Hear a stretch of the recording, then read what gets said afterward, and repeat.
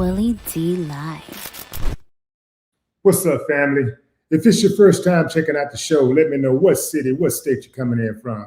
If you're outside of the U.S., let me know what country you're representing. Throw up your flag. Family, I need you to smash up the likes, smash up the likes, smash up the likes. Also, if you have not done so already on YouTube, after you subscribe, there's a little bell next to your subscribe button. Go ahead and click that thing right now so you can get your notifications each time I drop a new video like this. That way you'll be in the loop. I'm going to let a few hundred of y'all come in, then I'm going in. But in the meantime, in the between time, I'm going to give some shouts out to the early birds, starting with Dun, Dun, Dun, Studio Gangster. What up? Alicia Smith, Chaos Cubed, Carla, Connie Hodge, Alicia Smith, Jonathan Combs, Tiffany, Sam. Who is that? I got Mueller, Emma, Emmy, something along those lines. Black Ebb,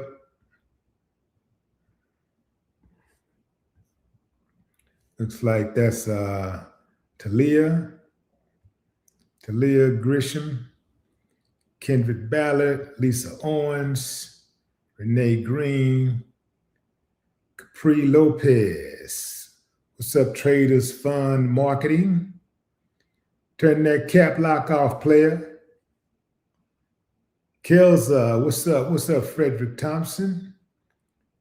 Kathleen Kitchens, Linda Martinez, Chief Colis. Is that Colis? Charles Edmond, Edward Johnson, Riz B, Miss Leo Lady. What's up, Michael Franks? What it do, D? All right, fam, I'm going in. Hold on. I got to say what's up to my official member here. Katrina Moore? Katrina Moore. Okay, what's up, Buffalo? Going in, fam. Going in. Boy, it's going down. The uncivilized mutts are at work today. We got a first-class uncivilized mutt, Karen, who took a hard fall after running that trap, assaulting people at a bar in San Francisco. Why would she do something like that? Yeah, fam, she let her mouth overload her ASS. We got Donald Trump's chief of staff telling everybody that he's not well. Like, she's like, hold on, I know that's got to be against the code because, Trump always has to position himself as a guy of strength and perseverance. Well, looks like there's some chinks in the armor because she put him on blast. Family, you may remember the story of the mother who had the son who was inside of her car when he threw rocks at the windshield. She was inside the car with her other kids, and he threw rocks at the windshield.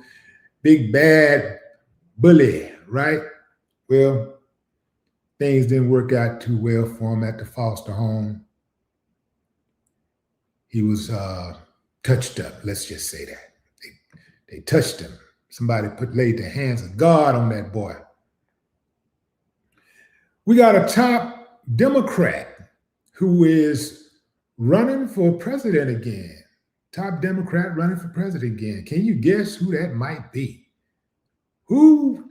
You ain't gonna never guess. You're not gonna never guess. I know some of y'all thinking those obvious names. That's not gonna work. It's not gonna work. You're gonna have to wait till I tell you. Yeah, that's right. I got the information. I got the scoop. And check this out, family. China has sent warships to Venezuela. They say that there was some bullying going on around there in those international waters, and they want to make sure that people didn't take advantage of. They want to make sure that certain folks didn't get taken advantage of. So China sent some warships out there and said, yeah, do it to me. You did? And I don't know if you know, fam, but there's a story out about this guy named Solomon, an ex-slave, who didn't take the abuse lying down. In fact, instead, he issued some good old USA justice of his own. And we're going to talk about him. But first, I can't even hold this story in any longer. We got to get into this Karen video. Karens are, you know what? Let's come back to the Karen video. Let's skip over the Karen video and go straight to the Donald Trump chief of staff, pretty much busting his bubble. So Donald Trump's chief of staff says that he has an alcoholic personality. Yeah, fam. Can y'all believe that? Donald Trump, an alcoholic personality. I don't believe it. I absolutely do not. I'm not going to accept this. I'm not going to accept it. Give me a thumbs up if you believe that Donald Trump has an alcoholic. If you think that Donald Trump has how did she say it? An alcoholic personality. Give me a thumbs up if you think that Donald Trump has an alcoholic personality. Thumbs up. Thumbs down if you say, "No, man, old girl tripping, and plus she's trying to get fired."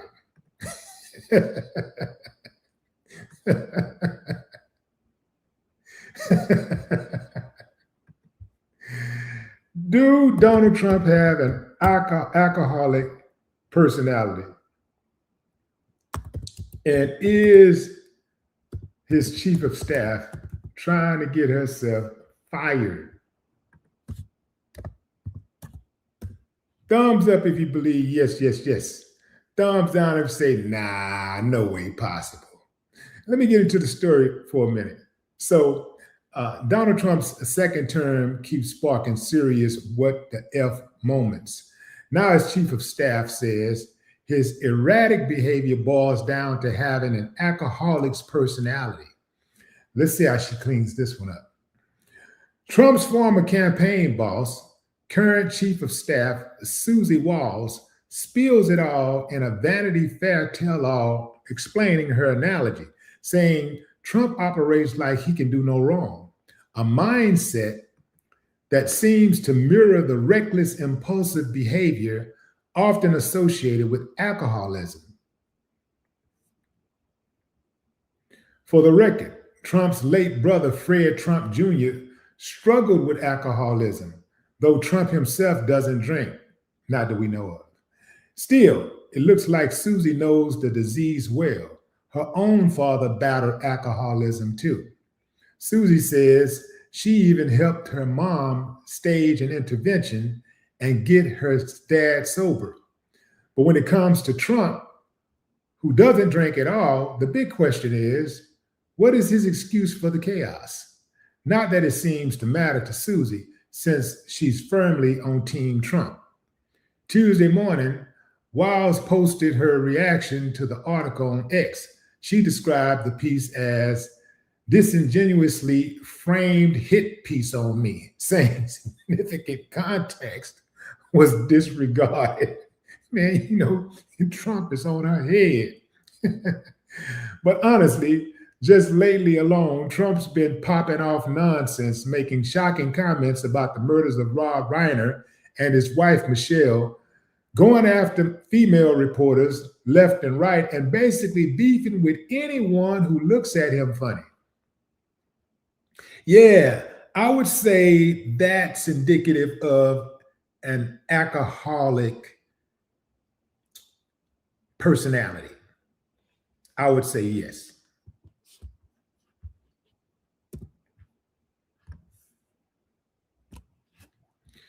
Trump is about to make her life a living hell. She's not going to get out of there that easily, because She's just put something on people's radar that perhaps they was not thinking about. And now Trump has to hear every day that he might be an alcoholic. Maybe he's sipping on that wine in the bathroom while he's on the royal toilet. That's all right there, fam. There's the whistleblower. There's the whiskey blower.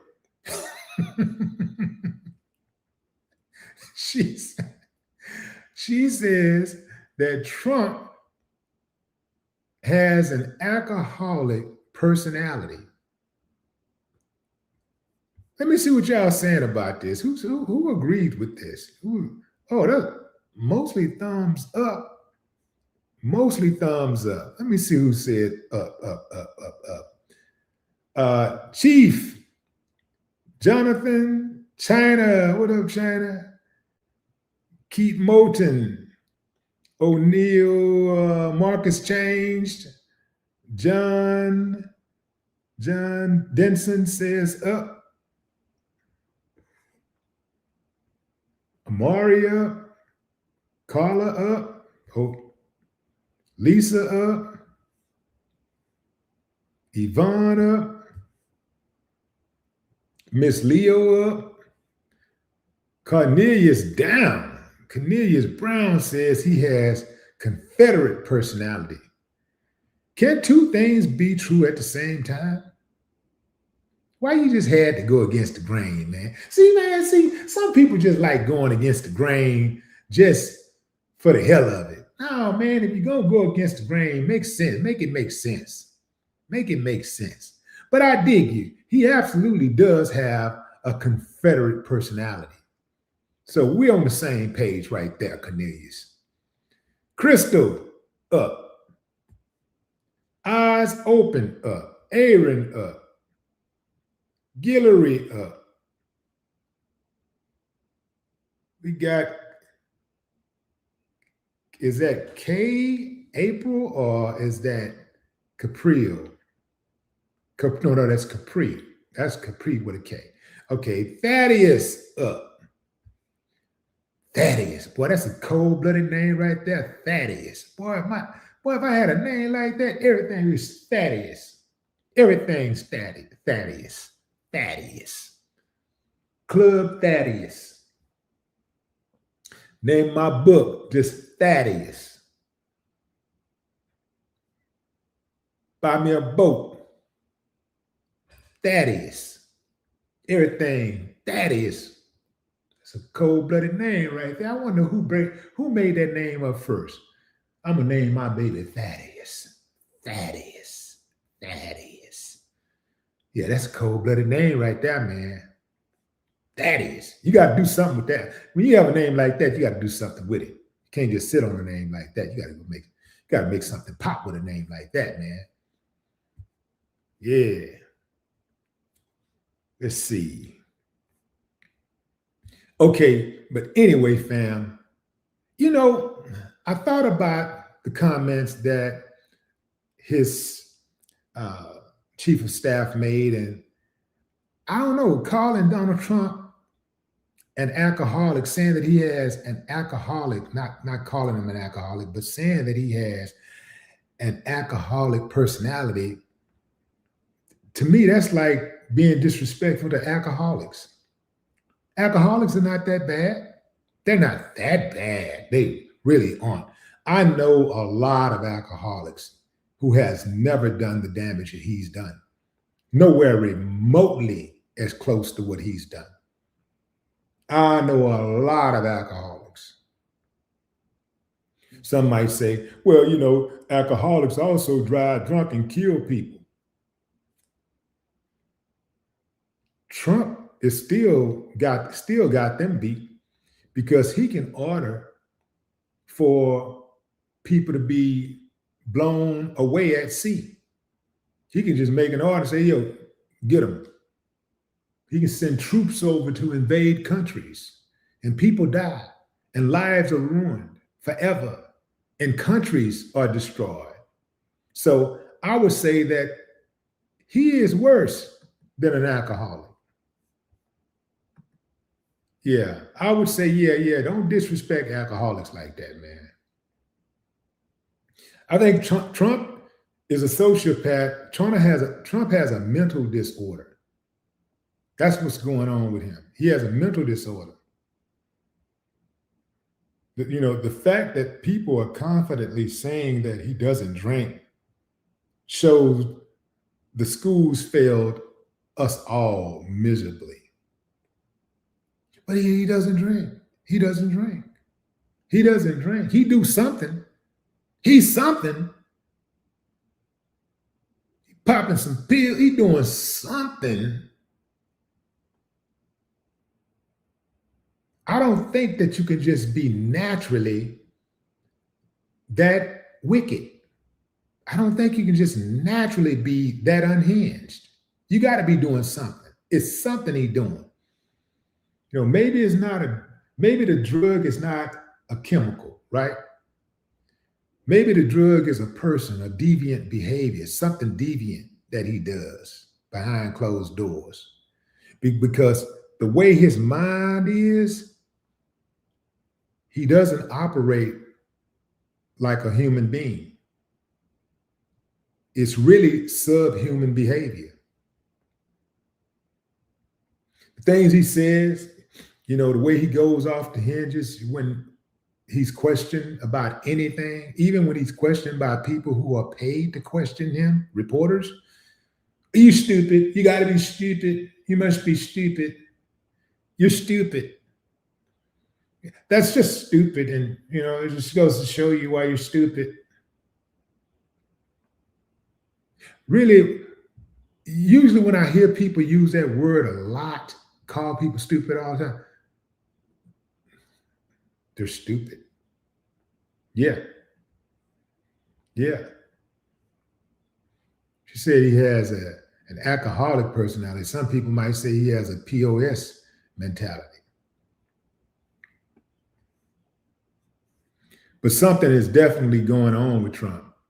Something is definitely wrong with him. And the trip part about it is that he's 79 years old, and you would think that he would start like mellowing out and trying to, reckon with his wrongs, right? He would be trying to correct some ways before he check out of here, right? It's like he coming down the stretch, like, how can I tear up something? How can I destroy something that's irreparable? How can I do it? How can I make the world a worse place than what it is already? How can I further divide people? It's like every day he wakes up, he creates a new enemy. Every day he wakes up, the divide between Americans widens on every level. There is nothing that he does. There's no policy that he's ever put in place. There's no law that he's ever signed. There's no initiative that he's ever created that has brought us closer together on any level, financially, racially, civilly,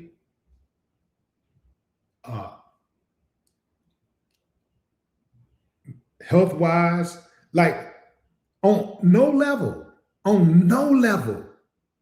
has he brought American people closer together. On no level. He's only deepened the divide across the board. That's what he did. If not for this country electing its first Black president and the three-toothed monsters of U.S. society who thought that they was losing their country because a Black man was hired to run the show or be the face of the show,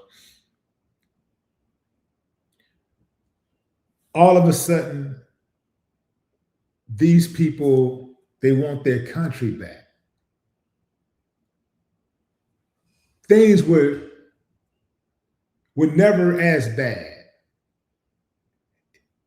You can say, one might say, well, Obama's election, just all it did was pull back the veil. It's just expose people for who they really are, right? But while that's true,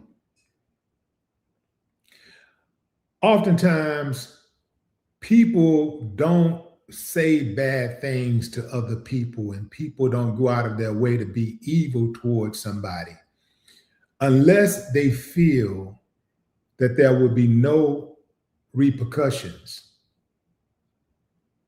And Trump made them feel that there would be no repercussions. The reason why a lot of us don't do bad things is because, not necessarily because we have a good heart. It is because we understand the consequences of our actions. There will be consequences. But when you have somebody like Trump who doesn't face consequences, who plays by different rules, and then he dog whistles to his supporters that I'm gonna look out for you if you don't play by the rules. All you have to do is just support me. And if you get in a jam, I got you. That's the problem. That's the problem. Yeah. So you had all these people who thought that everything was cool, and no matter how bad these white dudes messed up the country, no matter how many times we went into depression, remember, recessions and depressions and all that type of stuff, that all happened on white dudes' watches. All the assassinations that happened throughout history all happened on these white guys' watch. All of the murder happened on the watch of these white guys. All of these alarm systems and stuff like that we have them because we didn't feel safe on the watch of these white guys. All of the police murders, the abuse, even when policemen got killed, it happened on the watch of these white guys, all these white presidents. Your mama died at the hospital, it happened on the watch of a white guy. Your daddy died because he couldn't afford insurance, it was the white guys. All of the stuff that happened in this country, all of the atrocities, the things that people say that they're mad about are the same things that they were mad about 20, 30, 40, 50 years ago, 100 years ago. All of this stuff was happening on the watch of these white guys. But they was cool with that. They were cool with all of that. Hey, man, if I'm going to suffer, I'm going to suffer on a white guy's watch. I'm not going to let a black guy, I'm not going to suffer while a black guy is at the top. I'm not going to do that. So this is where I draw the line. I'm going to draw the line on race, not performance. I'm going to draw the line on race. Funny how all these years black people were voting for all these white guys. And then when the black guy come in, and all these white people had no problem with black folks voting for the white guys. Now all of a sudden, now they got a problem because now black people have an option. They got options. Well, we already had options. We had options. We could have not voted at all. Or we could have just voted for whatever black person threw their name in the hat. And if the black person couldn't get to the general election, then we could have just pulled back and said, we'll wait till a black guy gets to that level.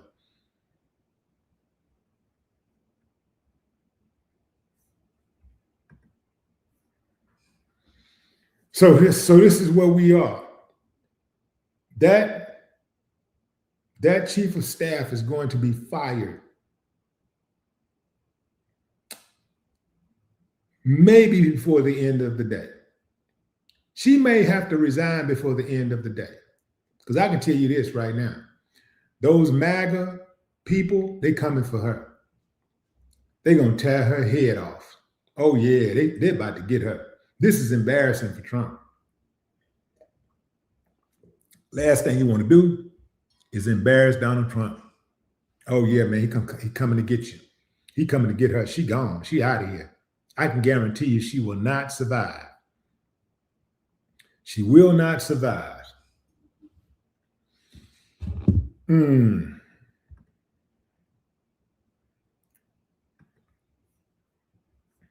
See who we got here in the comments. We got, was that Justin Crockett? What's up, Justin Crockett? What it do? Out of wall. Talking about those MAGA mutts. MAGA mutts. Koozie Jacuzzi, what's up? Koozie Jacuzzi.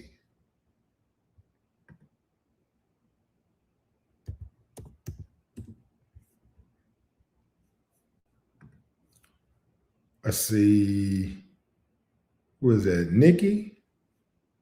What's up? What's up, Nikki Marks? What's up, Nikki Marks? Angel Gomez, Boss Hog. What's up, Joe Blast? What's up, Joe Blast?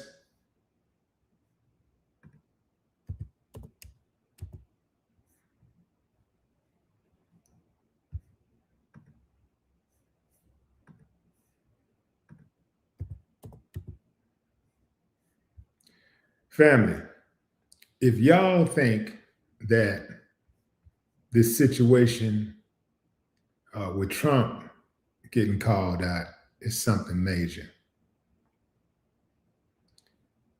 if y'all think that his staff member calling him, his chief of staff calling him, pretty much calling him an alcoholic, wait till you see this. We got this woman in San Francisco, a Karen who, boy, Karen got done bad. Let me just show you the video. I don't even know what it was about, but I saw how it ended.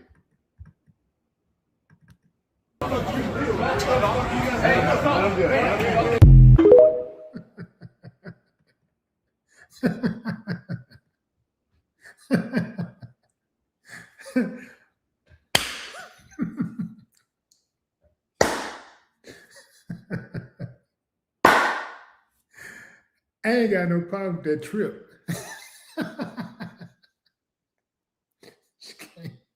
Charging full speed. Bam! Like an airplane.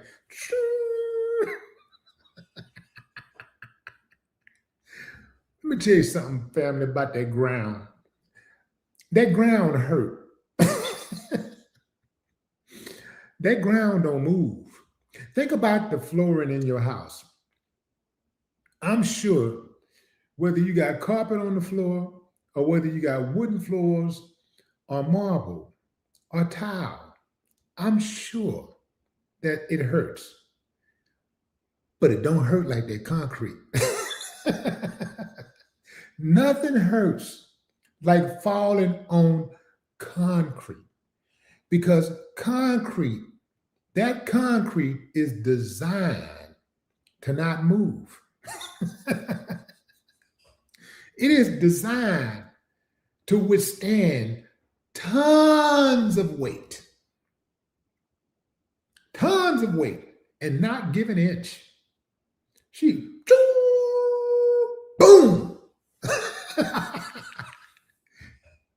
And that other woman walked off like a boss, just went on back. She didn't even look back. She didn't look back to check her out or nothing, like see if she was all right. Hey, first of all, that was beautiful. But let me get down to this part right here, fam, where when she fell and her dude tried to help her. First of all, let's go all the way back. The dude should have been trying to calm her down before it got out of control in the first place. Listen, man, get your woman under control or somebody else will. Now, some of y'all don't like how that sounds, but it could save your life. It could save your life. A woman cannot expect for you to be her protector and she not listen to directions. She's not willing to accept your directions. If it's going to be on you, let me put myself in his shoes. If it's going to be, first of all, I wouldn't be with a drunk. I don't mess with women that behave like that. But let's say if I was, right? If I'm tasked with being the protector, that means ultimately, I am going to have to defend your honor. Being a man, that's what we do. If I'm going to defend your honor, I want to make sure that I'm in the right. And I want to make sure that you're in the right. Because when I come, I'm coming hard. I'm going to be very, very aggressive. And my goal is to win every time. So I'm not going to allow a woman to put me in a position to take an L under no circumstances. If you want me to protect you, if you trust me enough to protect you, you got to trust me enough to listen to my directions. You got to be able to take directions. And if I direct you to calm down, let it go. You need to calm down and let it go. That's what Buddy tried to do, but she wouldn't listen. She wasn't having it. So that's when, and she just kept going. Like she had to sound like she was on some drugs on top of just being drunk. But ultimately, she falls on her face and her dude comes to try to help her up. She, get away from me, yeah, you let him get away from me, yeah, away from me, yeah. So now the dude is pressured to do something. So he decides to push this dude he have to look up to like this. But he did it at the behest of her. He didn't really want to do that. But he felt like he had to save face because his woman was tripping. His woman wanted him to do something. So he did something. And he pushed that dude. He could have lost his life right there on the spot. He could have lost his life. He could have lost his teeth right there on the spot. But he let him make it. He let him make it. But she put him in an extremely bad position. But this is how people who really are reckless are. Reckless people who don't really care about themselves, who don't prioritize their own safety, their own health, they damn sure are not going to prioritize yours. So I make it a point to not be around those type of people. I try to avoid people who are tired of living. You know what that means? I'm not talking about somebody who's gravely ill and is just tired and want to go. Not them.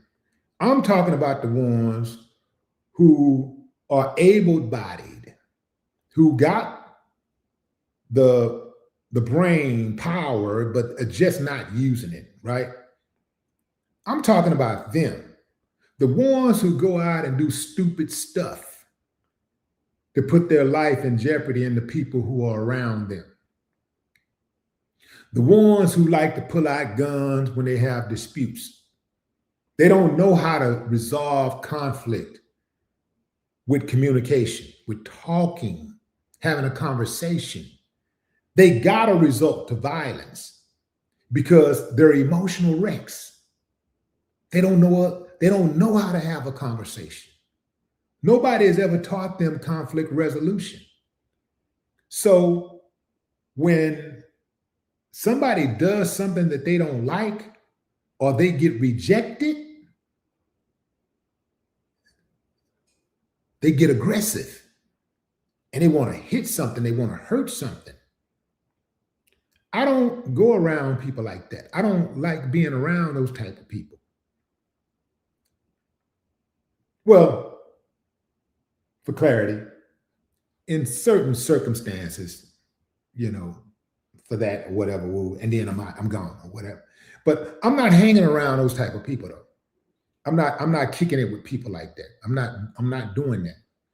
I'm not doing that because if they don't care about your life, their life, they damn sure not going to care about your life. And you don't even have to be involved in the situation.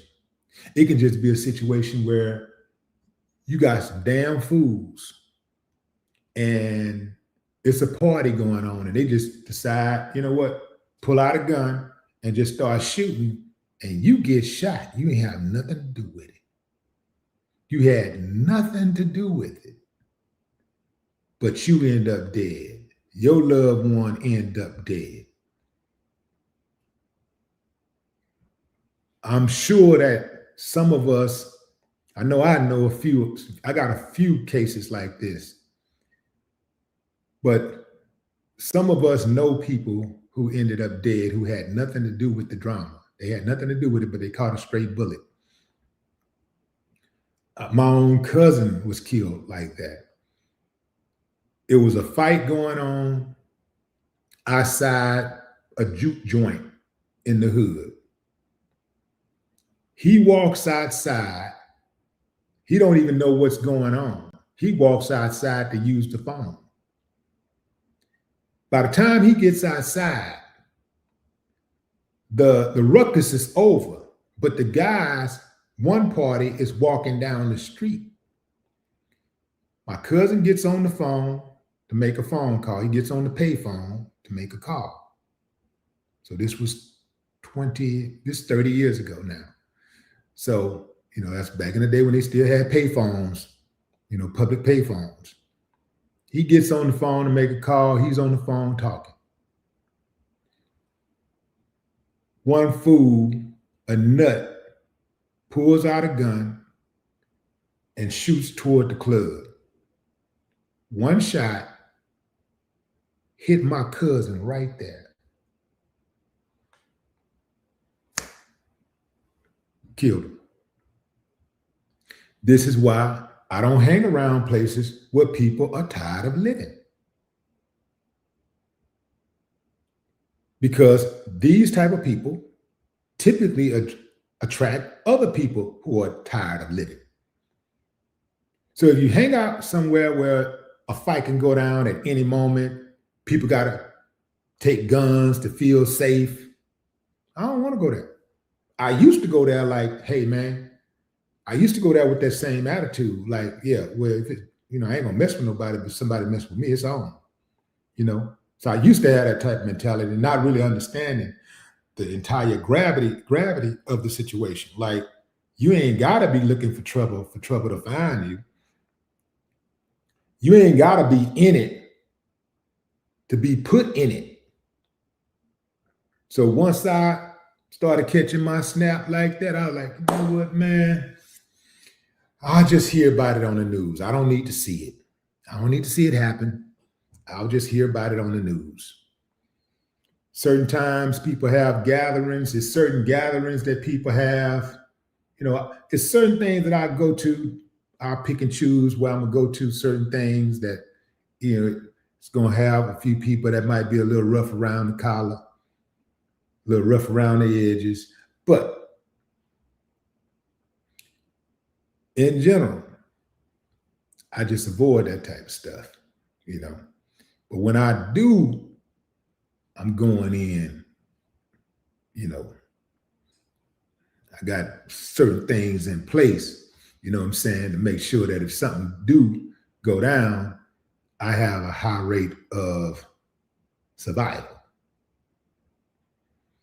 But that particular Karen, she is problematic. And it's a lot of them like her. So this person who calls themselves Miss Little Ranter on TikTok was the alleged, I'm going to say alleged, was the staff member who, who she initially got into it with. Well, it wasn't the initial, but the staff member who tried to quell things. And she's the one who kind of moved her hand or something like whatever she did. I don't know if she hit the woman or whatever, but she tripped. She's the one who walked back into the restaurant right after old girl tripped. She said this on TikTok. PSA, I am a very patient individual. Yo, you have to maintain your composure while working in hospitality. You must be able to navigate all types of character. As most of you saw, I tried to de-escalate the situation between her and my manager and the rest of the employees. After she was ripping my hair out, yes, I did grab her phone and chunk it across the street so they just would leave, like throwing bone as a rabid dog would chase. As I was entering back into work, it seemed like she was about to attack me again, so I assessed and neutralized what needed to be done in the moment, LOL. And I just washed my hair that day too. See, I just washed my hair that day too, mamas. So that's the person who she had some contact with, and that's the person who walked back into the restaurant right after she landed. Bam! Ooh, boy, I know she woke up sore. But leave the alcohol alone, man. I know people who done woke up with their teeth missing from being drunk when they fell. They fell and bust all their mouth open.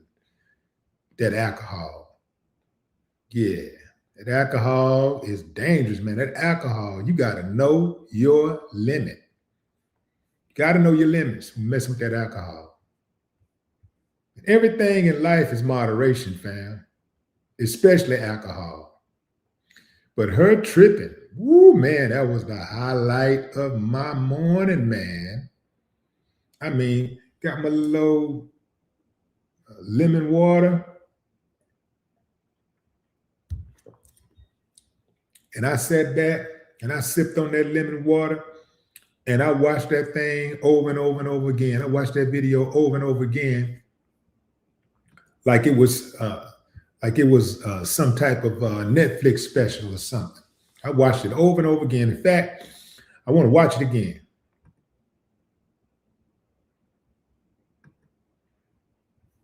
Tell me one more time. I did not touch it. Oh, he's a liar. I just tried it out. Real quickly, fam. Y'all see that place? That is a nice place. That is an upscale venue in San Francisco.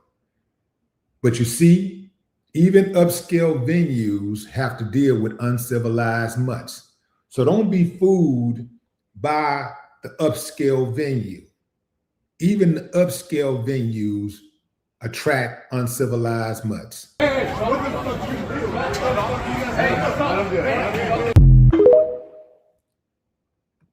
Let's say everything works out between the two of those uncivilized mutts. And they produce children. God help us all. God help us all. And they produce children. One of these days, those children are going to see that video. And that's when they'll realize that their mother and father has always been uncivilized. And that's when they're going to say to themselves, what the hell can you teach me? Why should I listen to you? when you behave the way that you behave. That's you right there. On video, mama and daddy, a couple of drunks. Who y'all think they voted for? Okay, fam, let's get into this story of this mother whose son threw a rock, a big old rock, through the windshield of her car. 3 times he threw the rock while she had her other kids in the car. This kid looked to be about 15, 16 years old. I'm not sure how old he is. But the youngster was taken by Child Protective Services.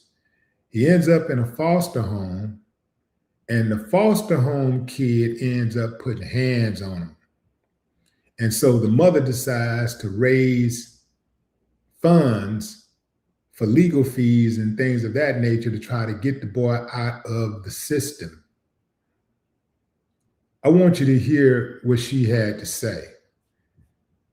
This is the fundraiser. It's on GoFundMe. Support Shaquilla's fight for reunification. She so far raised $709 out of her $2,400 goal. Okay. My name is Shaquilla. I am a mother fighting for her son. For the past 3 years, my family has been involved with the Oklahoma City DHS system. What was supposed to be support and protection has instead caused ongoing harm to my family and, most importantly, to my child. My son is currently in foster care. Recently, he was severely beaten by another foster child under DHS supervision. This should never happen.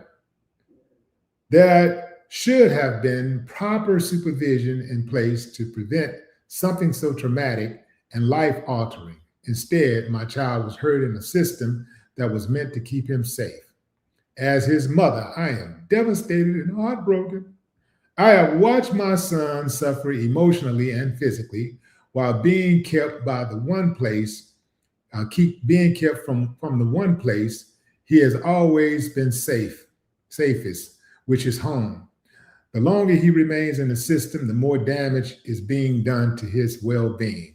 I am creating this GoFundMe to help obtain legal representation and professional support to navigate reunification with my son. The DHS system in Oklahoma City has made it extremely difficult to reunify and regain custody, even when it is clear that my son is best cared for within his family and not in foster care. Our goal is to return to our hometown, Minnesota, where we have family support, stability, and resources that promote healing and safety. Unfortunately, DHS has placed barriers in the way of reunification and relocation, despite the clear benefits of my son or for my son. The funds raised will go towards legal fees, legal court fees, related expenses, advocacy, and reunification support so I can fight for my son properly and ensure his voice and safety are no longer ignored. No child should be harmed while in foster care. No parent should have to beg a system to do what is right. My son deserves protection, healing, and the chance to come home. Any donation, share, or prayer is deeply appreciated. Thank you for helping us fight for reunification, justice, and a future where my son is safe, loved, and home where he belongs. Let me tell you something, fam. So this chick also put out a post on social media where she talked about people not having an opinion. You know, she was like asking for money, and then she said, and I don't need your opinions. Save your opinions. Save your opinions. Homie, don't think so. my money is always tied to how I spend it. My opinion is always tied to how I spend my money. I got an opinion about how I spend my money and what I spend my money on. And one thing I would not spend my money on is this foolishness. This woman's son threw 3 rocks through her windshield. Let me tell you what she's doing to herself. She is setting her child up for failure. She is setting her child up for failure. That boy is off. Sometimes, family, sometimes we can't help our children. Sometimes, we just get a dud. Sometimes we get a dud. Sometimes we get a child who has that tick in their head. They got that thing going on where it makes them violent. It makes them sociopathic. And when that happens, you put your life in peril. Let me tell you something. I love my kids, but I'm not going to die. I'm not going to let them kill me. I'm not going to die trying to save them. I'm not doing that. That don't make sense. You got to work on your kids early on. And most of these situations, these kids, when they go crazy and do all this crazy stuff, most of the times it's because of bad parenting. Sometimes the kids they got something in their head going on and it ain't nothing you can do about it. But most of the times it's bad parenting.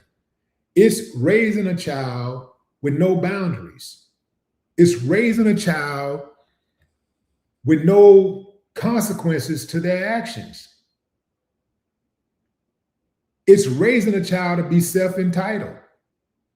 When a child can do bad things and you reward bad behavior, there is no incentive for them to change bad behavior. If all they got to do is shout and scream and you give them what they want, if all they got to do is, when you deny them something, is mope, walk around looking sad, and you just give in, you are not helping your child. You are hurting them. Because when you raise a child, you're supposed to raise a child so that that child can someday take care of himself or herself. You got to raise them in a way for situation awareness. That's anything in life that they may come across, everything you can think of. You want to have these different situations so that they can survive these different situations and so that they can thrive in these certain situations. You got to prepare them for living on their own, taking care of themselves, and ultimately their own children, if they're lucky enough to have any. If your child goes to school, cuss out the teacher, kick the principal in the ass, beat up 3 students, shoot the chalkboard, and go home, and you let them go to the party, you are hurting them, not helping them. You cannot reward bad behavior. You got to simulate life, reality. Reality is, if your child gets into a fight at school, there's consequences for those actions. If he cusses out a teacher or any other authority, he put his hands on somebody, there's going to be consequences. The world is not going to respond to your child's transgressions the way you are. So you got to get them in that mode. You got to prepare them for how the world is going to respond. You can't let them steal from you and go unpunished, because they're going to go out there and steal from somebody else, and get their head knocked off. Or they're going to end up in the penitentiary. So you got to prepare them for real life. What she's doing, she is fighting to get him back in the home. So she's going to bring him into a home where the other kids got some sense. They're mannerable. They're not tearing stuff up. They're not destructive. She's going to bring him back into the home and allow him to be around these other kids. She's going to allow this dude to come in and be a problem and disrupt her home. What she don't understand is at any point, he can turn on her to the extent of taking her life. He might decide to take her life. She is at his mercy. She don't know what he's capable of doing. She don't know what he's going to end up doing to her. This boy walked up to her car while she was trying to either pull in or pull out, while she had other small kids in the car, and threw boulder rocks into the windshield.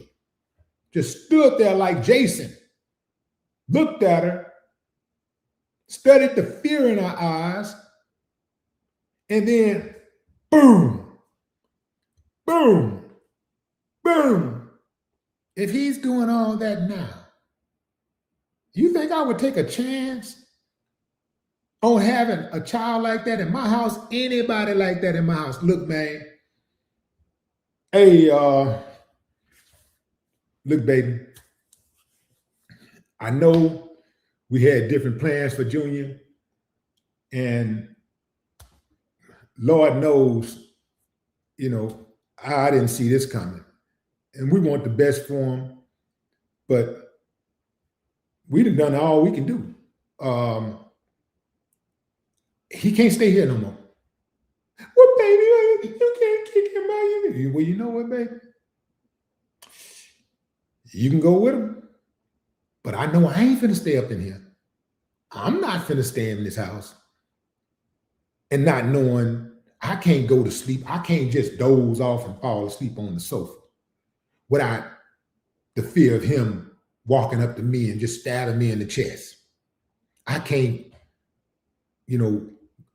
go to the bathroom without fear of him setting the whole house on fire.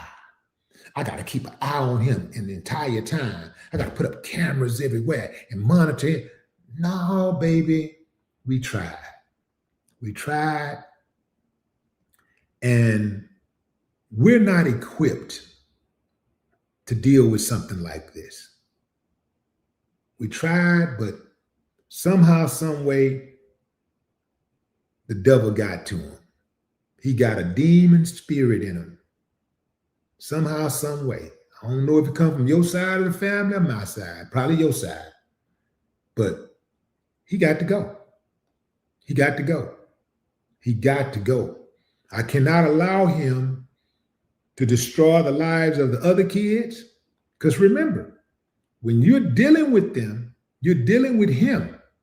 The other kids are not mature enough to say, I'm not going to do this because it's going to be one more problem for mom or dad, and they got enough with Junior.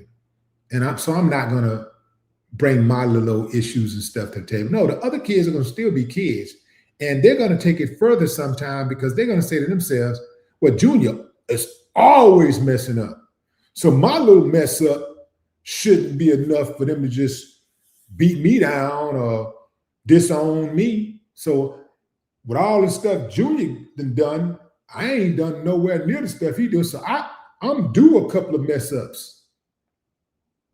I can't take that chance. I can't take that chance. I'm just going to have to resolve to the fact that we lost one. We produced a dud. We lost one. We lost him. And whatever happens to him, we got to put him in the system. And hey, man, we're going to come visit you. And we'll deal with that but you You got to be where the other people like you are. And you got to be where there are people who are paid to monitor you 24/7. They got 3 shifts. They got people up all day watching and monitoring you to make sure you don't harm yourself and others. That's where I'm at with it. I know some of y'all probably got a kid in the house where you dealing with that. I'm not dealing with no kid like that. And I'm not dealing with no junkie. I'm not dealing with a drug addict. Don't do drugs. Don't do drugs. If you end up on drugs, okay, I'm gonna try to get you some help. But you can't stay here. Can't stay here while you're on drugs. Can't stay here. You're not gonna put everybody else's life in jeopardy. You can't stay here. When people are on drugs, the drugs become the ruler. They really do not care about nobody. First of all, they don't care about themselves. So they really don't consider what could happen to their family members. It's so many people who have ended up dead because of decisions that their junkie relatives made. So many people. I can't take that chance. You want to do drugs? Your choice. I got it, man. You know, you didn't know it would take it that far. You didn't know you couldn't handle it. I got it. But that's where we are now. You can't stay here. No, I'm not going to let you stay here and just keep an eye on you and lock the doors at night. I got to lock my door when I'm sleeping. If I lock my door, I don't know what you're doing on the other side of that door.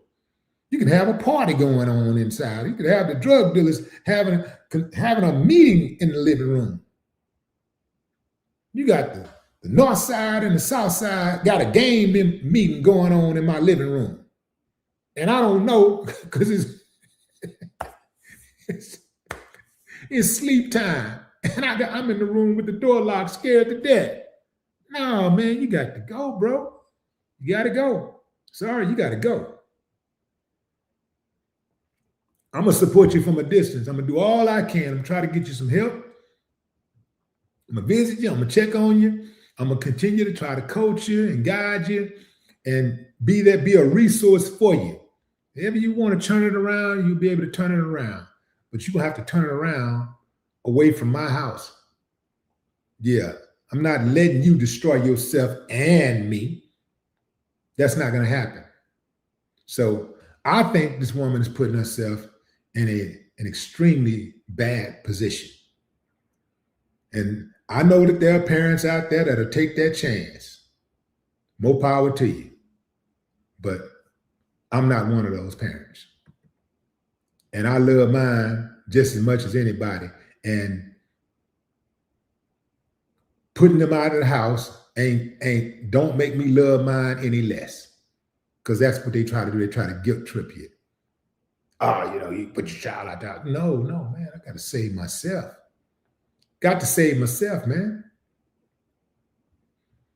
So, yeah, bad idea. And this kid actually don't look like that right now. That looked like a picture of him when he was a few years younger. Switching gears. Family, I want to show y'all a series of videos of incidents where dogs are attacking people. This is I'm just going to show you 3 videos. But I'm going to show you these 3 videos just so you can be aware of your surroundings and understand how serious this matter is. So check this out.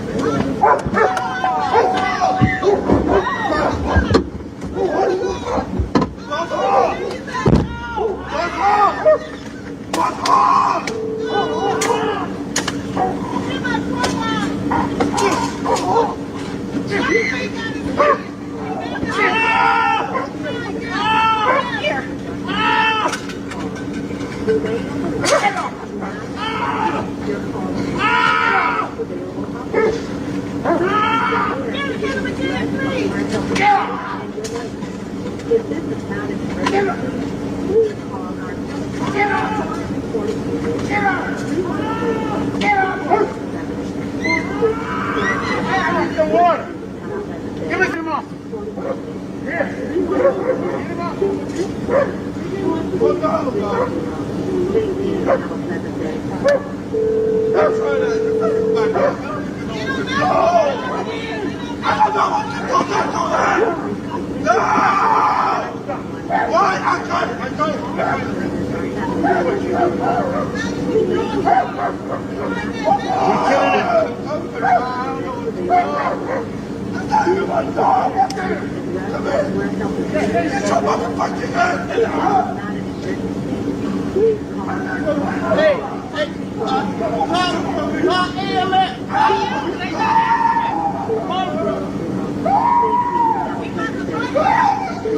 Here, let's have water.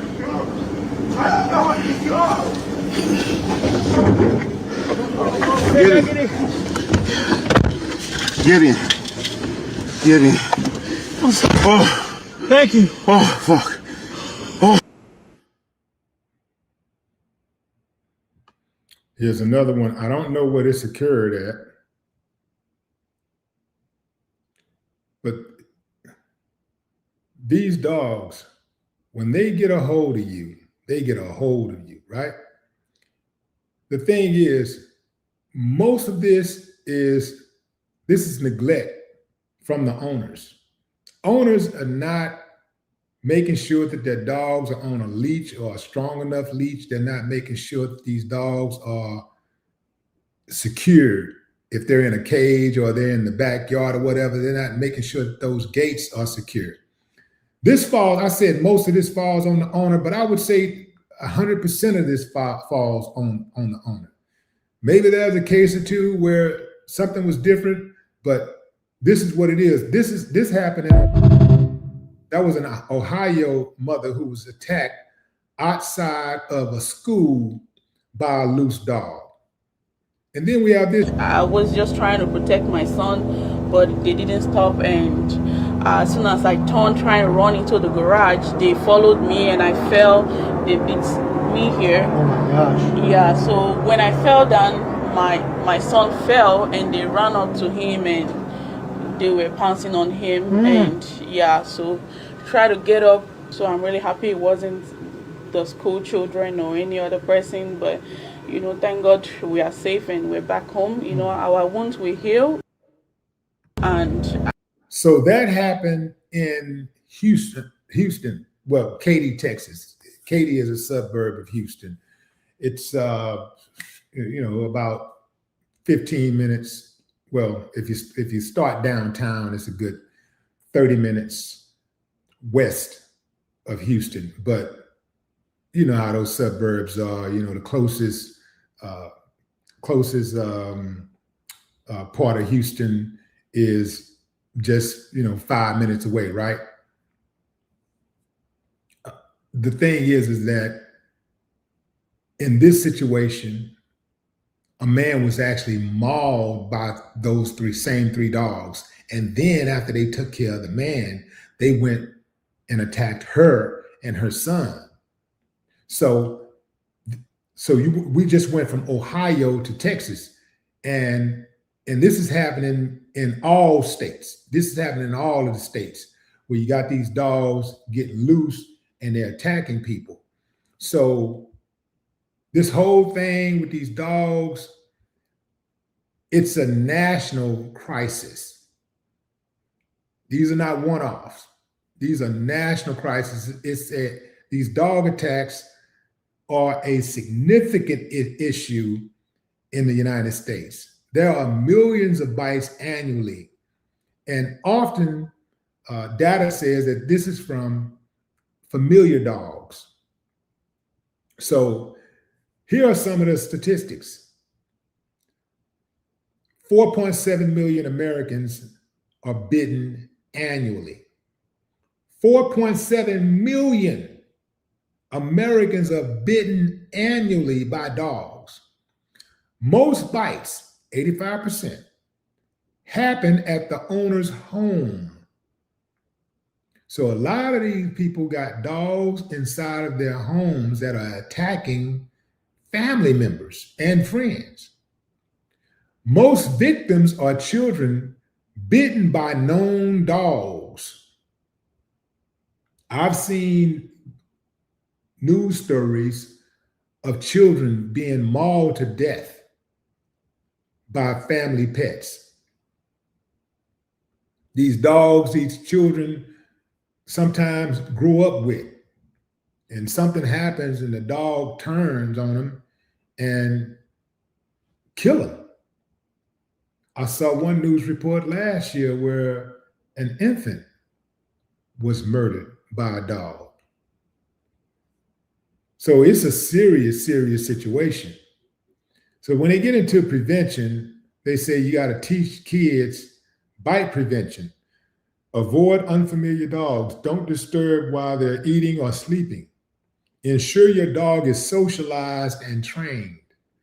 Leash your dog in private or in public. Leash your dog in public. So this is what they say you should do if you are attacked by a dog. And this is if you can escape. They say stay calm and still. Don't run or scream. This can escalate arousal. Avoid eye contact. Stare slightly away. Turn sideways to the dog. Create barriers. Use a bag, jacket, or water bottle between you and the dog. Get behind a car or a tree if possible. Don't pull away. Now, this is important to say this because that would be a natural instinct, right? If bitten, don't pull, as this can worsen wounds. So those are your instructions, fam. If you find yourself in that unfortunate position, they don't want you to pull away. First and foremost, they want you to stay calm and still. Don't run or scream. Don't run, don't scream. This can escalate arousal. And here's another thing, fam, like always find yourself an object. As soon as you can find something, an object, hell, if you got a shoe, take that shoe off, especially a high heel shoe. Take that shoe off and bust his ass smooth in the eye. Bam! Just make sure you get a good lick in, though. You got to make sure you hit them right. But that's for you women. If your women got high heel shoes on, men, you got shoes, you got a heel on that thing, take that thing off and use it as a weapon. If you got a belt on, take that belt out and whoop his ass. You know, rock, stick, something. But you do not run. I'm experienced in this because when I was a kid, we used to have a dog named King that lived on the other end of the street. So there's this long street in the neighborhood that we lived on. We lived on one end of the street, and my grandmother lived on the other end about a half a mile away from us. And that was a main street that crossed the streets. So on the other side, to get to my grandmother's house, there was this dog named King that was on our side of the street, our side of the intersection. That damn dog used to chase people. Everybody was scared of King. So what I did, I was like, you know me, I can be aggressive at times, right? And I don't like running. I don't like being afraid. I don't like nobody trying to scare me and bully me. So what I did, I had a iron pipe, and I'm walking down the street. And soon as King would see us, he'd just start running. And now that I think about it, the owner was negligent as hell. The owner needed his ass whooped for allowing that dog to chase people like that. But yeah, I walked down the street with a pipe, I had that pipe, and King came running, and I just stood there. That's what you do, fam. You do not run. unless you can run, so you can safely get away. If you see them coming from way over there and you can run, get up in the house, yeah, you run. You damn sure do, you run. If you can safely run, right? If you can safely get into the car, you get into the car, right? But yeah, I was walking, he came running up there, I had that pipe, and I was praying that he came all the way. I didn't want him to stop, because I know a lot of times dogs will stop if they see you, if they see you stiffen up and you're not running from them, and you don't appear to be afraid of them. A lot of times they'll stop in their tracks. They will stop. And I had that pipe. His ass kept running. He kept running. I said, yeah, come on. Boy, he got right when striking this out. Bam! Yeah. Try me. Do it again. I ain't never had to worry about King running after me again. But I kept that pipe on me just in case. Yeah, man. Boy, I tore his ass up, boy. That boy went limp. Yeah. And here go the thing, fam. When that happened, I was only in the first grade. I did that in the first grade. Lit his ass up, man. But see, that's the stuff that kids in the hood got to deal with. You know, like we grow up fast. If you grow up in the hood and you get into the streets, you know, you kind of grow up a lot faster than the average person do. You know, I'm 6 years old. I ain't supposed to be crossing no intersection, a major intersection. Cars driving 50, 60 miles an hour. If they're speeding even faster than that. In fact, that would have been speeding, because I think the speed limit at that time probably was more like along the lines of maybe 35 miles an hour on that particular street. But yeah, that's that's too dangerous for a 6-year-old to be doing, you know. But we was crossing streets. I probably started crossing the street by myself when I was like 2 or something. I ain't lying, fam. You got to figure it out early, man, when you growing up in the hood. I lit that sucker up though, fam.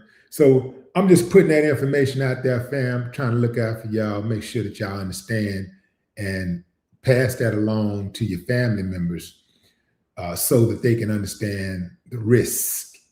You know, understand that, you know, it ain't sweet out there.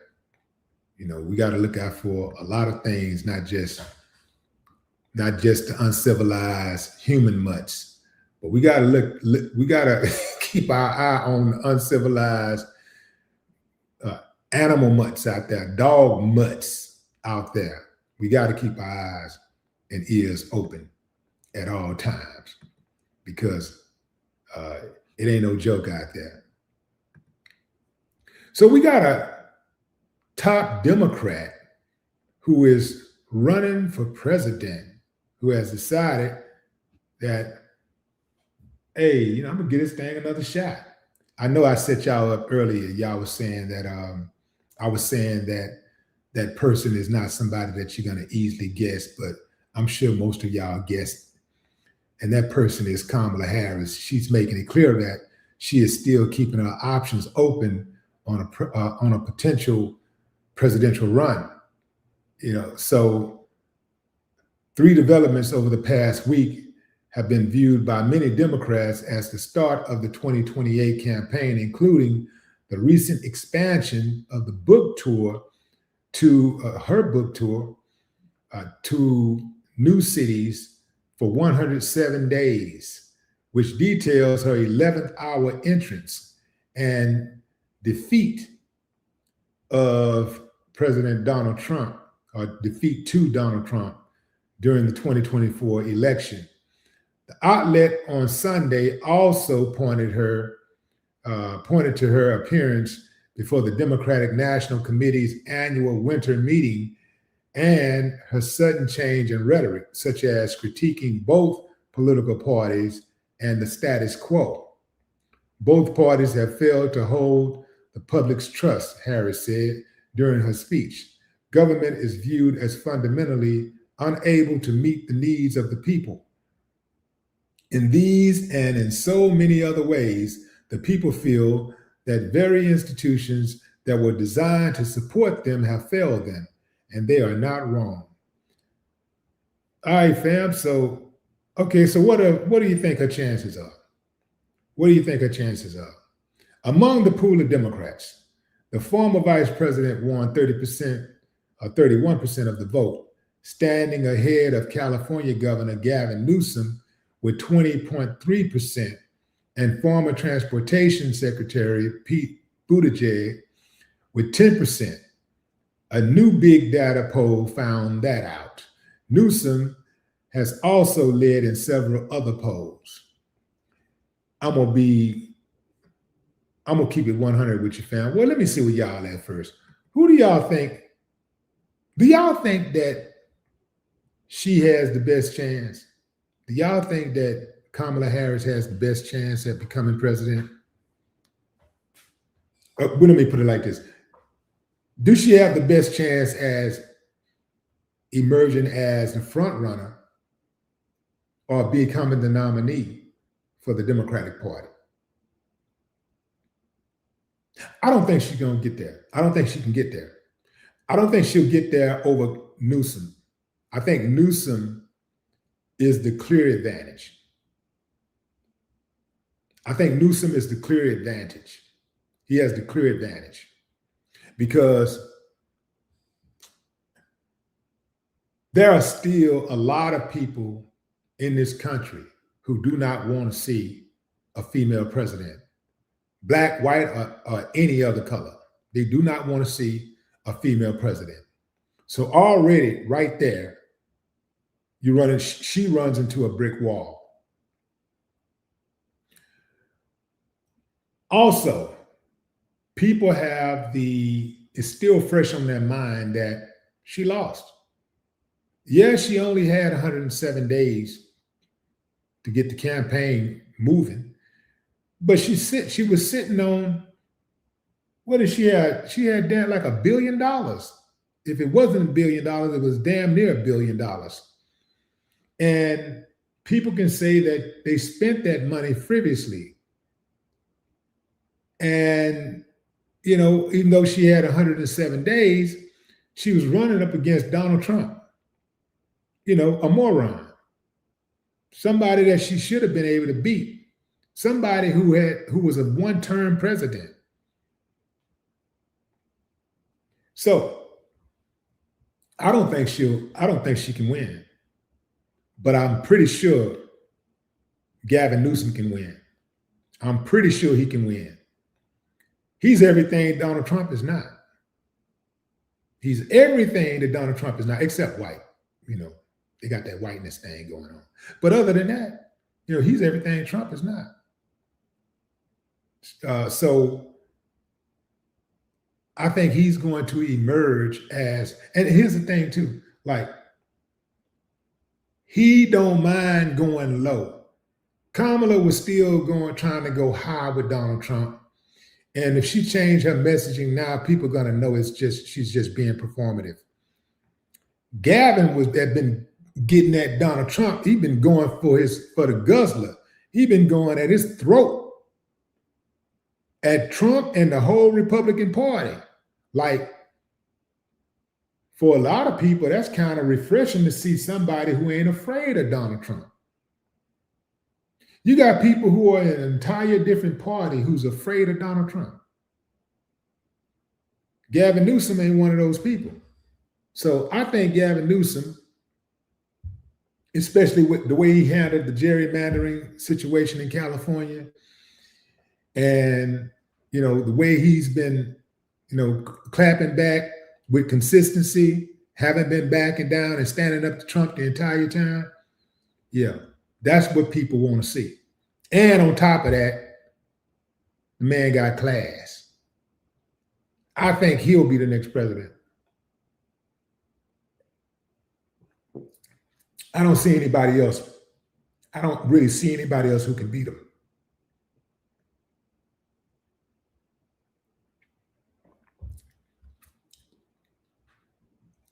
But I'm not putting my faith in none of them. I ain't putting my faith in none of them. Because at the end of the day, America still has an agenda. And no matter who's been in office, out of all of these presidents, out of all of these years, Black people continue to suffer. So I'm not putting my faith in none of them.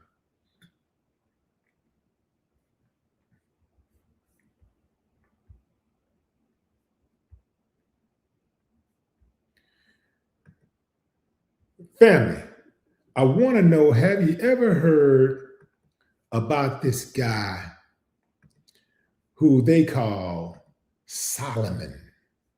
You ever heard of Solomon's Revenge? You ever heard of Solomon's Revenge? See that guy right there? So, don't know if this is true or whether this has, some type of folklore association. But there's a story floating around about this guy who they call Solomon, my bad, Solomon. Why am I saying Sullivan? Solomon. This is a guy who many Black people have called an American hero. Where's my story on this dude? I have Solomon Fairfax is his name. And it's the story of a former slave from Charleston who buried 9 masters alive. 9 masters alive. So there is no historical data on him. There's nothing available. The reason that people say that data is not available is because it's been hidden from the world, because they never wanted Black people to know that they had the power to defend themselves and to take the life of people who had enslaved them. So they hid the fact that this guy did what he did. If you do a deep dive on the internet, even AI and other internet sources are lean towards the story being a ghost story, being made up, being urban legend. But keep in mind who write the scripts for AI and much of these search engines, what's coming back, who's writing this stuff, right? You got to keep that in mind. I tend to lean on the fact that it happened, because I know not everybody cowered. Everybody didn't just take it. There was a whole lot of people who fought back. And those people's stories have been buried. Those people's stories were buried because they couldn't have Black people out there thinking that they could actually fight back. They didn't have, and more than fighting back, they could not have Black people knowing that they had the power to take life. I hear a lot of Black people talking about, man, I'll die for man, I'm gonna die. But I hardly ever hear them talk about saying that they'll kill for theirs, I hear them all the time talking about dying. So a guy like this would not be the type of guy you would see in the history books. Hell, they're taking Malcolm who never killed anybody, and Martin, who's never killed anybody, Frederick Douglass, who never killed anybody, out of the history books. So they wasn't trying to let some dude like this make it. This narrative has been primarily spread on YouTube and YouTube channels and social media pages that are dedicated to history stories. But you let AI tell it is history, dark histories, and folklore. The location, the story is typically set in St. Michael's Cemetery in Charleston, South Carolina. The legend claims that during 1923 renovation, groundskeepers found deep scratch marks inside 9 coffins belonging to wealthy plantation owners who died mysteriously between the years of 1851 and 1855. Solomon's journal, a key element in the alleged discovery of a journal beneath a magnolia tree, written by a man named Solomon Fairfax, which detailed his revenge. So the historical context. While this story is making its ways, it draws on very real and brutal history of slavery in Charleston, a major hub of slave trade. So even if the story was fictional, it draws on the brutal history of slavery in Charleston and in the Deep South, period. I do have you know that there were real slave rebellions and planned insurrections occurred, such as the major plot organized by free Black carpenter Denmark Vesey in 1822, which you probably never heard of. But yeah, it went down. It went down and they handled their business. There is a documented story of Solomon Northup, a free Black man who was kidnapped and sold into slavery for 12 years. And that has verified historical accounts detailed in his memoir, 12 Years a Slave. So they don't mind you knowing about stories like 12 Years of Slave because he didn't whoop no ass. He didn't kill nothing. You know, he didn't stop nothing. He just was like just another slave, docile slave. He was a free man who got broken into a slave. He was a free man and he was kidnapped and enslaved. He didn't do any, you know, he didn't start a revolt or anything like that. He didn't, you know, so that's why they made a movie about him and the movie was highly successful. They'll let you make these movies about slaves as long as they come out on top. As long as they don't give you no ideas about having the power to take life. That's why the greatest slave movie ever made, Birth of a Nation, directed by Nate Parker, didn't do so well at the box office. They boycotted it. And they actually used Black Twitter to help them do that. Because what they did is they went after Nate on an old SA case where a woman in, I think it was in Pennsylvania. I'm not sure if it was Pittsburgh. But a woman, when he was in college, a girl who he went to school with claimed that he had SA'd her. Well, the girl had a train ran on her. And I'm not sure if he was in the room or whatever, but he did, I believe, had sex with the chick or whatever, but there was no rape involved.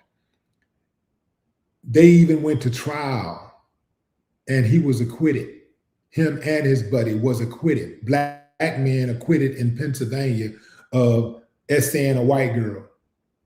So you tend to believe that if they actually went to trial and was acquitted in Pennsylvania, out of all people, Black men doing this, accused of doing this to a white girl, they were likely innocent, right? So I absolutely believe that an innocent man or innocent men got a raw deal. They got dealt a horrible hand. Nate created one of the greatest movies ever made. The cinematography, sonically, the acting. Oh man, that movie was on point. If you haven't seen that movie, you are doing yourself an injustice. In fact, if you, first of all, ain't no new movie coming out that's better than that movie. That's number one. So if you're planning on watching a new movie, going to the theaters, you ain't even got to go to the theater. You can watch that one. You need to watch that first because ain't no new movie coming out that's better than it. I can tell you that. No movie coming out in the next few months, at least I ain't seen nothing coming out soon that can compare to it. And if you're planning on watching any other movies that's already out, there's very few movies that can even hold a candle to it. So if you already watched something else and you're thinking about watching a movie you've already watched again, you should go ahead and invest your time in watching Birth of a Nation and just see how that movie, just watch how it progresses. One of the best films ever made. And not only did they boycott it, but once it came out, they tried to bury it because they do not want Black people to know that they have the power to take life of those who try to take their life, of those who have intentions of taking their life. They don't want you to have that thought.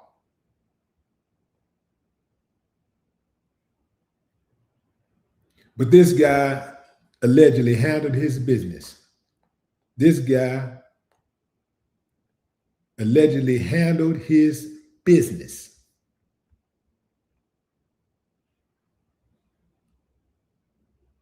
Everybody ain't scared. Everybody ain't running. Everybody not scared. I'll tell you somebody who is scared though. Trump. China moved those warships to Venezuela. And Trump got scared. Yeah. You don't hear him talking about riding on Venezuela anymore, do you? Have you noticed that?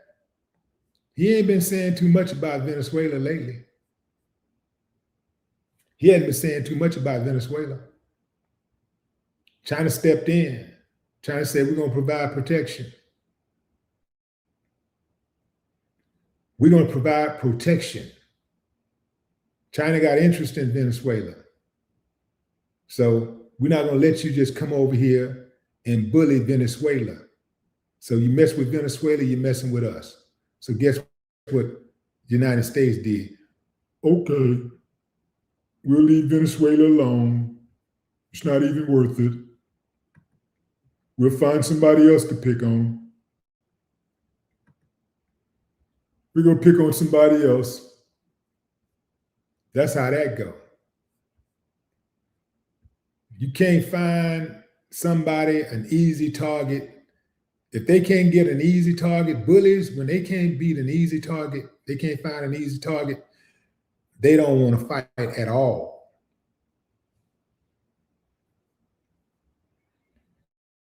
The United States has shown extreme weakness, and the other superpowers are moving forward. China is more powerful than the US. China's military is more powerful. The United States appears to be more powerful because it continues to meddle in other people's business. And they got something to say about everything some other country is doing. You don't see China involved and got comments about everybody else's business. But the United States got something to say about everybody's business. It's kind of like how the way the United States moves is like a microcosm of its citizens. Always got to say something about somebody else's business. And that just stems from jealousy, fam. Jealousy and insecurity. Jealousy and insecurity.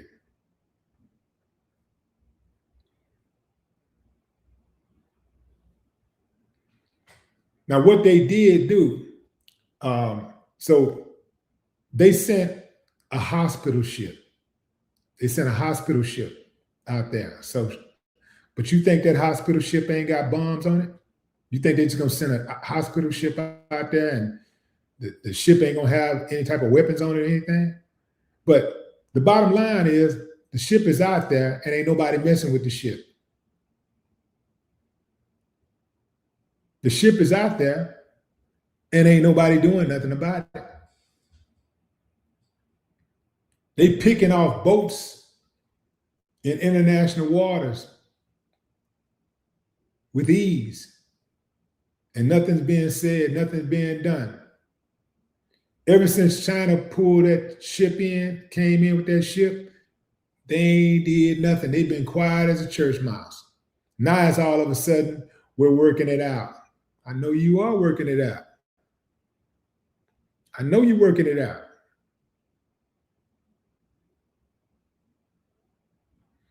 And you got fools out there. I saw one comment where some fool said, and this is quote, "It's sad that it has come to this, but China nor Russia, including Venezuela combined, cannot handle the US." Boy, don't do drugs, kids. Don't do drugs, kids.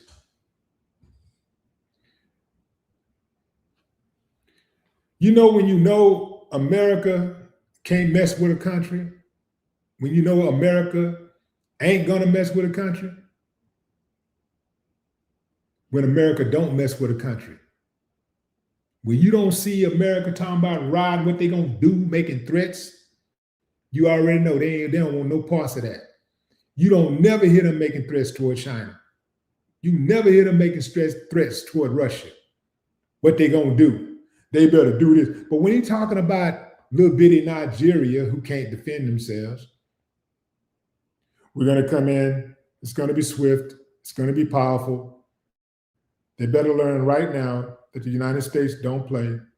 We're a powerful country, we have a powerful military, and we're gonna squash them. We're gonna crush them, we're gonna destroy them, and it's gonna be fast, it's gonna be furious. It's going to be really, really bad for them.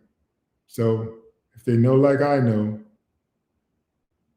they better just do as I say. You never hear that type of rhetoric in regards to China. Because China put belt to ass. And they know, and you know this, man. You know this, man.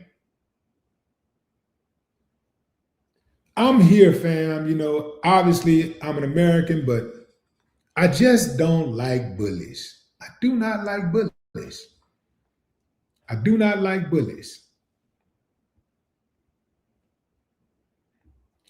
Remember, after 9/11 happened, you had Americans talking about rushing over to Iraq to invade. Oh, they were so happy. If you look at the military members, there were so many videos where they were preparing to go to war and they were all excited. They was just cheesing, lying, smiling, and family all happy. Their family's like, go get them. You know why they were acting like that? Because they were thinking about Iraq in 1991 or something like that, whatever that year was, when Bush Sr. took the United States to war and invaded Iraq, little bitty Iraq, who could not defend itself. Iraq was so overwhelmed by United States military in Desert Storm that the US took over their capital, Baghdad, in 24 hours. Let's see, Desert Storm.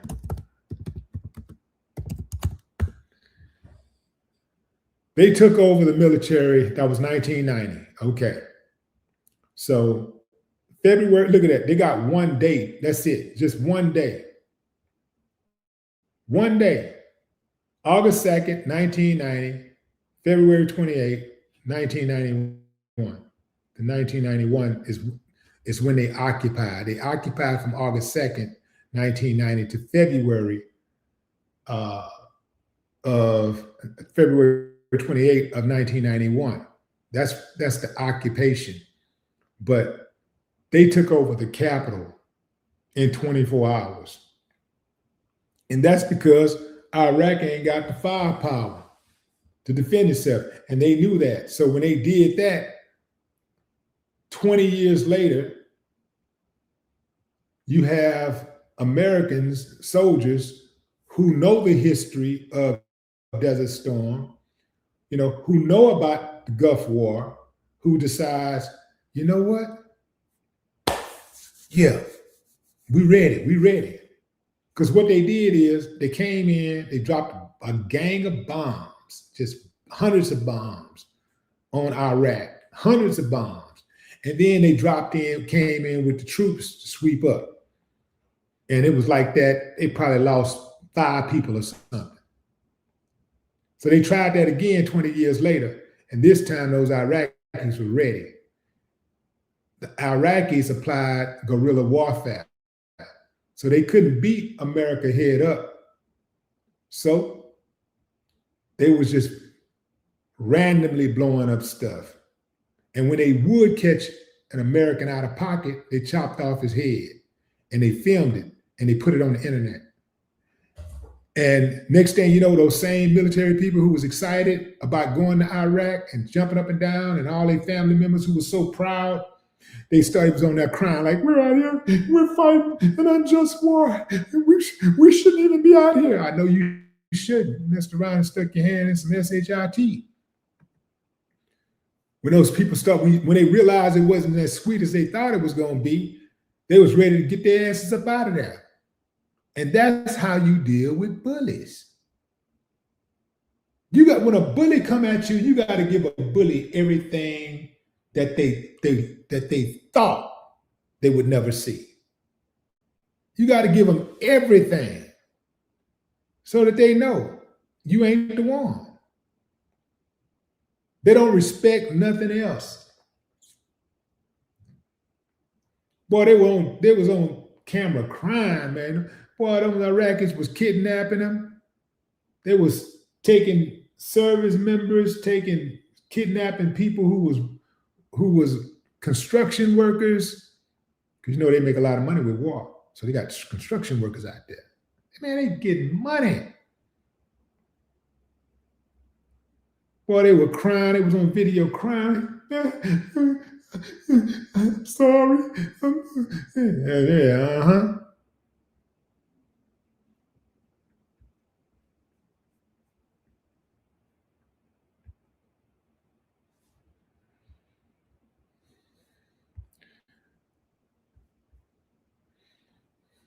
So China is involved. I don't know really to what extent, but we do know that China presence is being felt in Venezuela. And America ain't so gung-ho about rolling on Venezuela and removing its president. They ain't so gung-ho now.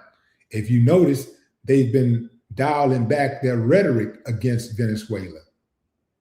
That ain't because they've suddenly had a change of heart and they want to do right. That ain't why. That is because they feel the presence of China.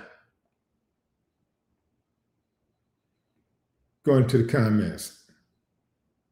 What's up, China?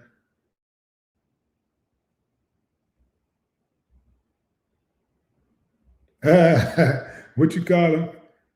Coochie neck? Yeah, let's get him out of here. So long, Donnie.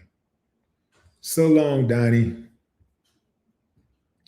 AB, what up? 7th level, what it do?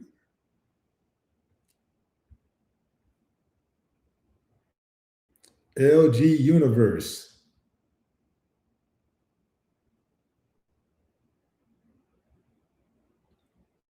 AB Nachos.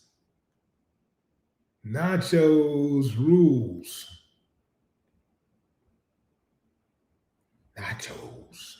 Nachos are like good. Nachos are really good. Nachos. T. Gallagher, what up?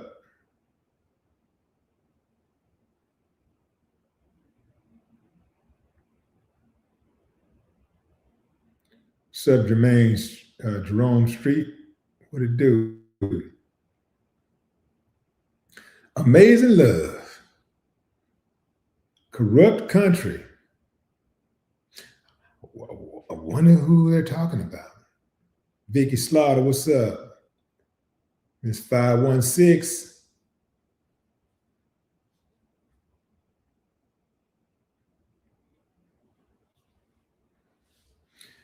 The trip part about it is, fam, this country got enough money. It's got enough resources. It's got enough talent to be great without the corruption.